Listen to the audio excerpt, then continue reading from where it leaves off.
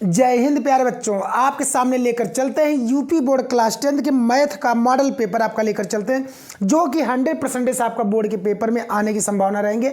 अगर ये प्रश्न नहीं आएंगे, इसी तरह के सेम टू सेम आपके सेट में पूछे जाएंगे। कन्फर्म है वही प्रश्न आपके पूछे जाएंगे, वैसे ही सेम टू सेम। ठीक है, तो चलते हैं पहले प्रश्न की तरफ।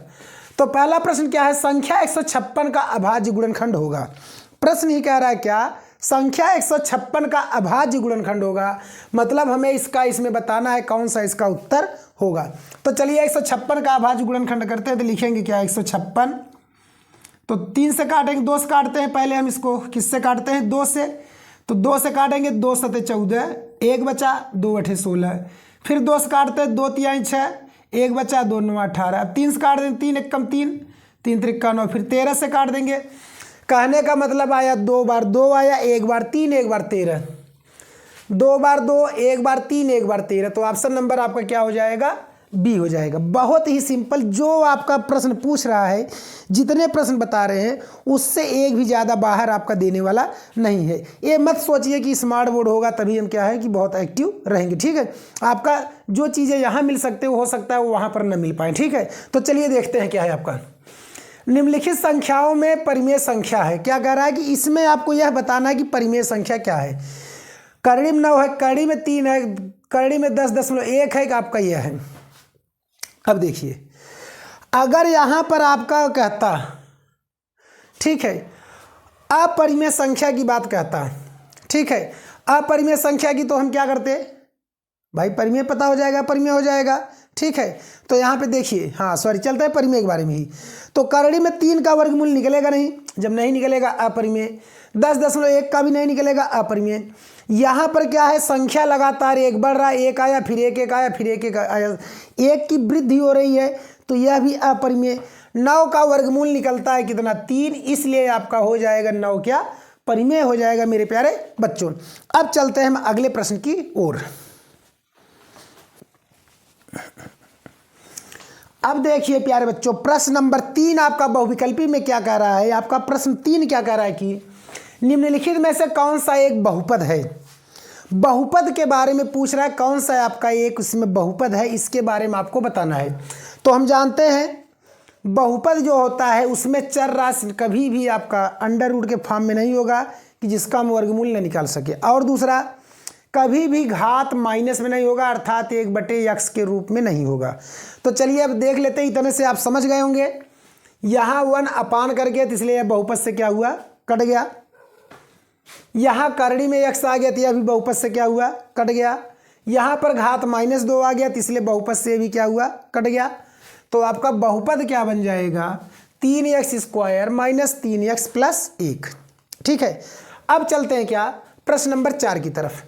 कह रहा है क्या प्रश्न में कि बहुपद x² - 2x - 3 के शून्यक है। कह रहा है इसका क्या शून्यक हमें बताना है क्या है। ठीक है, शून्यक हमें इसका बताना है कि क्या होगा।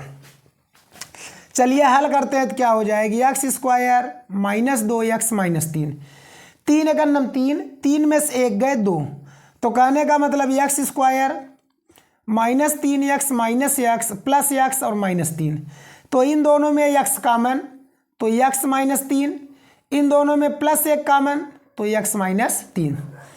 तो एक कोष्टक में x - 3 और अगले कोष्टक में x + 1। अब एक चीज़ आप जान लीजिए। क्या?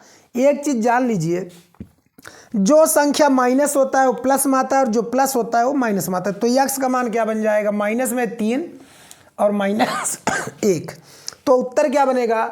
-3 है, -3 है, 3 1 दोनों प्लस हैं, तो यह 3 और -1 ऑप्शन बन जाएगा आपका सी हो जाएगा। ठीक है, अब चलते हैं अगले प्रश्न की तरफ। अब देखिए प्रश्न नंबर 5 आपका क्या कह रहा है। प्रश्न 5 आप देखिए, एक बात आप अच्छा मुझे ये बताइए, मैं आपको सवाल बताता हूँ, क्या आप कभी आपके दिमाग में नहीं आता कि आप सवालों पर कमेंट करें और मुझसे पहले उत्तर बताएं? आपके दिमाग में क्या कभी यह चीज़ नहीं आया? तो देखिए अब क्या है सवाल आपका। क्या कह रहा है कि एक द्विघात बहुपद जिसके शून्यक 5 और -3 है। तो कह रहा है कि आपका बहुपद वह होगा। तो बहुपद कैसे निकालेंगे? बहुत ही आसान आपका क्या है तरीका है, बहुत ही क्या है आसान तरीका है। कैसे? जो प्लस में उसको माइनस में लिख दीजिए। तो x माइनस कितना बन गया? 5, और गुणा कर दीजिए, जो माइनस है उसको प्लस कर दीजिए तो x प्लस 3। ठीक है, अब इसका गुणा कर लीजिए तो होगा क्या, चलिए हम यहाँ डायरेक्ट करते हैं या गुणा करके बताते हैं। x के गुणा x में करेंगे तो क्या बन जाएगी, x घाती 2। x का गुणा 3 में करेंगे क्या हो जाएगा, प्लस 3x। -5 का गुणा x में करेंगे तो -5x। -5 के गुणा 3 में करेंगे तो -15। तो कहने का मतलब मेरे प्यारे बच्चों, x स्क्वायर 15 में से 3 घटा देंगे तो -2x और -15।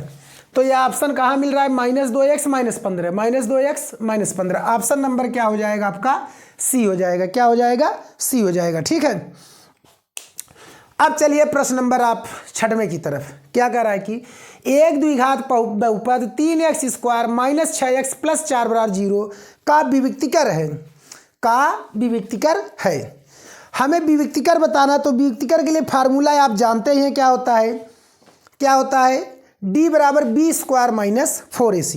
तो क्या लिखेंगे, d बराबर बी स्क्वायर माइनस 4ac। तो मान रख दीजिए, b का मान क्या बन जाएगा, -6 का स्क्वायर और -4 गुणे a का मान 3 और c का मान 4। तो बन जाएगा 6 के 36, 4 तिहाई 12, 12 चौक 48, तो -48। तो घटा देंगे आ जाएगा -12। तो ऑप्शन क्या बन जाएगा आपका, ये अभी सी फॉर। ठीक है, ऑप्शन नंबर क्या हो जाएगा, सी हो जाएगा। ठीक है, चलिए अब चलते हैं हम क्या, इसके आगे की तरफ।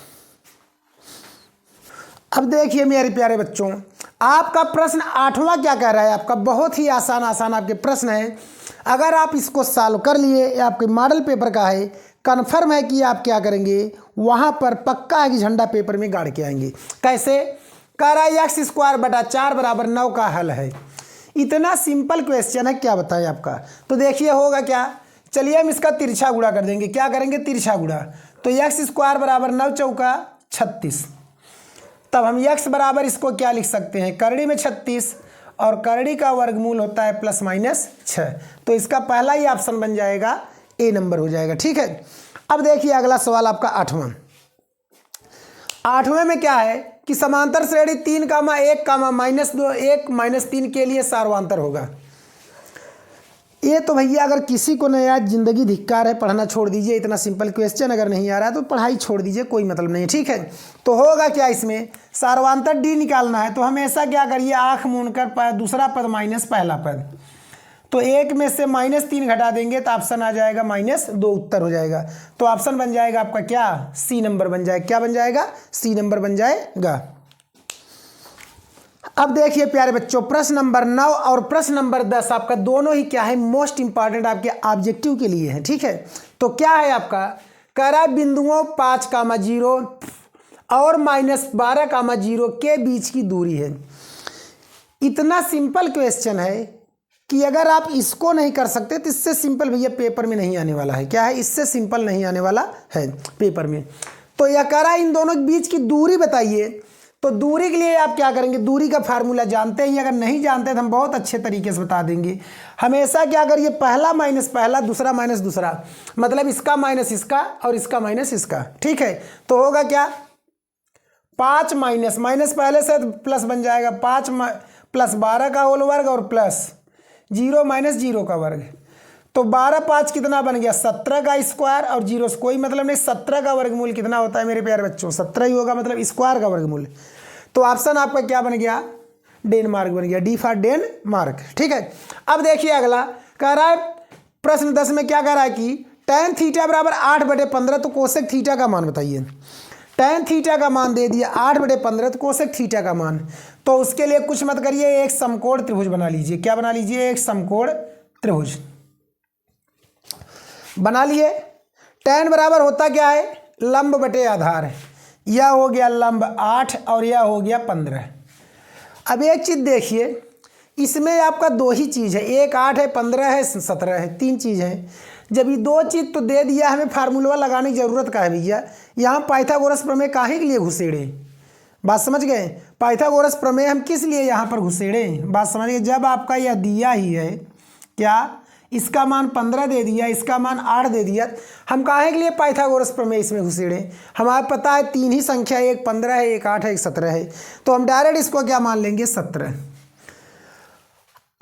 आएगा। काहे के लिए भाई दिमाग खराब करेंगे? 17 आएगा। अब जब 17 आ गया तो आप जानते ही हैं साइन थीटा बराबर होता है लंब बटा कर्ण। साइन थीटा बराबर क्या होता है? लंब बटा कर्ण। तो यही के जस्ट उल्टा हो जाए का कोसेक थीटा, साइन उल्टा कोसेक, साइन बराबर लंब बटा कर्ण, तो कोसेक बराबर कर्ण बटा लंब। तो कर्ण हो गया 17, लंब हो गया 8। 17 बटे 8 कहाँ है भैया? पहला ही ऑप्शन इसमें दे दिया। तो आप पहला ऑप्शन ठोक दीजिए, यहाँ पर आपका ऑप्शन क्या हो जाएगा? ए हो जाएगा सही। तो प्यारे बच्चों, हम आपको चैलेंज कर रहे हैं कि अगर आप इन 10 प्रश्नों को क्या करते हैं? सॉल्व करते हैं, और 10 में से 10 को आप सॉल्व कर लेते हैं, तो कन्फर्म है कि आपका ऑब्जेक्टिव प्रश्न आप 20 में से 20 करके आएंगे। तो अगर आपको वीडियो हमारा अच्छा लगा तो हमारे चैनल को सब्सक्राइब, वीडियो को लाइक शेयर कमेंट जरूर करें। ओके, जय हिंद।